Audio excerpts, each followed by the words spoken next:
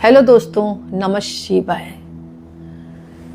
दोस्तों, छोटी दिवाली, नरक चतुर्दशी, रूप चतुर्दशी, श्री हनुमान जयंती, काली चौदस, ये सब एक ही त्योहार के नाम हैं और जो कि 2025 में आ रही है, जिसको कहते हैं छोटी दीपावली, नरक चतुर्दशी। यह आ रही है आपकी 19 अक्टूबर रविवार के दिन 2025 में। तो सब प्रथम तो आपको छोटी दिवाली, नरक चतुर्दशी, रूप चौदस, काली चौदस से हनुमान जयंती की बहुत बहुत शुभकामनाएं, बधाई। कहा जाता है कि एक समय भौमासुर, कहीं कहीं भीमासुर भी लिखा है, तो कहीं कहीं भौमासुर है, कहीं कहीं भीमासुर है, आप संशय ना करें। तो भौमासुर जो था, नामक एक अत्यंत क्रूर और अत्याचारी दैत्य था, जिसे नरकासुर के नाम से जाना जाता था। उसे पृथ्वी देवी यानी भूमि देवी से वरदान मिला था कि उसकी मृत्यु केवल उसकी माँ के हाथों ही हो सकती है। इस वरदान से अहंकार में भरकर नरकासुर ने देवताओं और मनुष्य पर अत्याचार करना शुरू कर दिया। उसने इंद्रदेव को भी हरा दिया, देवताओं की माता अदिति के कुंडल और वरुण देव का छत्र भी छीन लिया। सबसे क्रूर और कृत्य यह था कि उसने 16,000 राजकुमारियों और महिलाओं का हरण करके उन्हें महल में बंदी बना लिया था।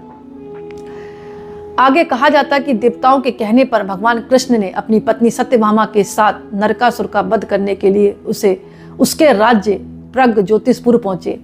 युद्ध बहुत भयंकर हुआ। जब कृष्ण और नरकासुर का आमना सामना हुआ तो कृष्ण ने एक क्षण के लिए बेहोश होने का नाटक किया। यह देखकर सत्यभामा अत्यंत क्रोधित हुई और उन्होंने युद्ध की बागडोर संभाल ली। उन्होंने अपने तीखे बाणों से नरकासुर का वध किया। क्योंकि सत्यभामा पृथ्वी देवी का ही अवतार थी, इसलिए वरदान के अनुसार नरकासुर का अंत उनकी मां सत्यभामा के हाथों हुआ। मरने से पहले नरकासुर ने कृष्ण से वरदान मांगा कि उनकी मृत्यु के इस दिन को लोग उत्सव के रूप में मनाएं। नरकासुर का वध करने के बाद भगवान कृष्ण ने उनकी कैद से 16,000 महिलाओं को मुक्त कराया। उन्हें समाज में सम्मान दिलाने के लिए उनसे विवाह किया। इस प्रकार कार्तिक मास की कृष्ण पक्ष की चतुर्दशी तिथि को नरकासुर के अत्याचारों का अंत हुआ था और तभी से यह दिन नरक चतुर्दशी के रूप में मनाया जाने लगा। कहा यह भी जाता है कि एक पौराणिक कथा के अनुसार जब भगवान विष्णु ने वामन अवतार लेकर राजा बलि से 3 पग भूमि मांगी थी, राजा बलि ने भगवान वामन से वर मांगा कि जो भी व्यक्ति कार्तिक मास के कृष्ण पक्ष की चतुर्दशी के दिन यमराज के निर्मित दीपदान करेगा, उसे यम यातनाएं नहीं मिलनी चाहिए। भगवान वामन ने राजा बलि की प्रार्थना स्वीकार की और उनसे कहा तथास्तु। इस वरदान के कारण नरक चतुर्दशी के दिन संध्या काल में दक्षिण दिशा की ओर मुख करके यमराज के लिए एक विशेष दीपक जलाया जाता है। इसे यम दीपदान कहते हैं। माना यह जाता है कि ऐसा करने से परिवार में अकाल मृत्यु का भय समाप्त हो जाता है, नरक के मार्ग से मुक्ति मिलती है। तो इस तरह कथा आती है। और इस दिन जो है माता काली की भी पूजा का विधान है। कहा जाता है कि जीवन के सभी दुखों और संकटों और बुरी शक्तियों को नष्ट करने के लिए काली चौदस के दिन माँ काली की पूजा जरूर करनी चाहिए। रात के समय माँ काली की पूजा करें, उन्हें गुड़हल का फूल और गुड़ की मिठाई अर्पित करें।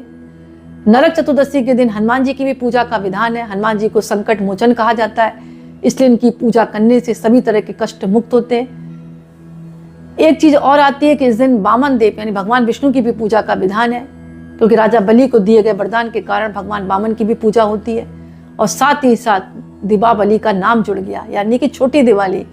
इस दिन माँ लक्ष्मी का भी आप स्वागत करें, माँ लक्ष्मी की पूजा करें और इन सब की पूजा करने के बाद आपको माँ का भी आशीर्वाद मिलेगा, इन सभी देव देवताओं का आशीर्वाद बना रहेगा। अच्छा, एक खास बात और है, इसको रूप चौदस कहते हैं। तो इस दिन जो है तिल का तेल डालकर, बेसन है और आपका हल्दी डालकर अच्छा सा उपटन बनाकर आप स्नान करें। और ये भी कहा जाता है जो सूर्योदय के पहले स्नान करता है तो उसके लिए तो अच्छा होता है, जो बाद में करता है ना तो उसके लिए कहा जाता है कि नरक का भागी होता है। लेकिन अब दीपावली का टाइम है, आपको काम में बहुत ज़्यादा दिक्कत होती है, अकेले काम करना होता है, तो कोई बात नहीं, आप बाद में भी स्नान कर सकती हैं, कोई दिक्कत नहीं। लेकिन आप कोशिश करें कि सूर्योदय के पहले उठे। 14 दीपक शाम के समय जरूर जलाएं, एक थाली में सजा लें और पूजा करें। दीपकों को घर के मंदिर में, घर के सभी कमरों में, नल के पास, तुलसी के पास रखें। तिजोरी में धन की वृद्धि के लिए नरक चतुर्दशी के दिन लाल चंदन, गुलाब के फूल, रोली के पैकेट की पूजा करके माता के आगे रखकर लाल कपड़े में बांधकर अपनी तिजोरी में स्थापित कर दें। साल भर तक आपके कहते तिजोरी कभी खाली नहीं रहेगी, ऐसा मानना है। कई जगहों पर इस दिन घर की नाली के पास एक कच्चे दीपक में सरसों का तेल डालकर भी जलाया जाता है, जिससे घर की नकारात्मक ऊर्जा बाहर निकलती है। तो उपाय तो अनेक हैं, लेकिन ये मुख्य उपाय तो आप कर ही सकते हैं। 14 दीपक आप जला ही सकते हैं। तुलसी के पास आप दीपदान कर ही सकते हैं, यम के नाम से आप दीपदान कर ही सकते हैं।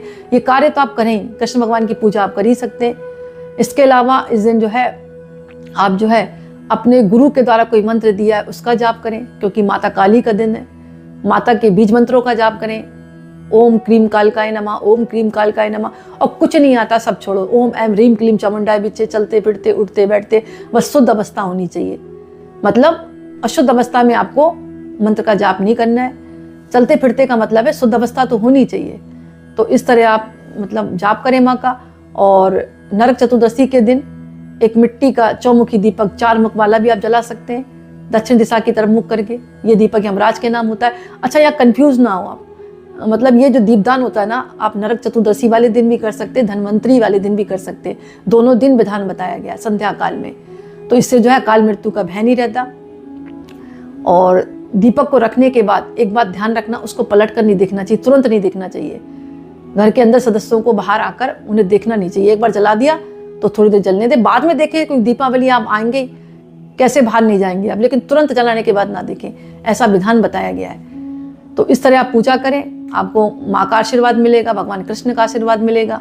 इसके साथ साथ यमराज की कृपा भी आपके ऊपर बनी रहेगी। जो कृपा होगी तो आपको अकाल मृत्यु का भय नहीं रहेगा, यम का भय नहीं रहेगा। और काली चौदस से घर की नकारात्मक ऊर्जा आपकी दूर होगी। और हनुमान जी तो वैसे ही कलयुग के जागृत देवता हैं, जल्दी प्रसन्न होते हैं क्योंकि जागृत हैं। दूसरी चीज़, उनकी पूजा इस दिन जरूर करनी चाहिए, क्योंकि कहीं कहीं श्री हनुमान जयंती के नाम से भी ये पर्व मनाया जाता है। तो दोस्तों, ये छोटा सा वीडियो था, मुझे आशा कि आपको पसंद आया होगा। पसंद आए तो लाइक करें, कमेंट्स में नमः शिवाय जरूर लिखें। बहुत बहुत धन्यवाद।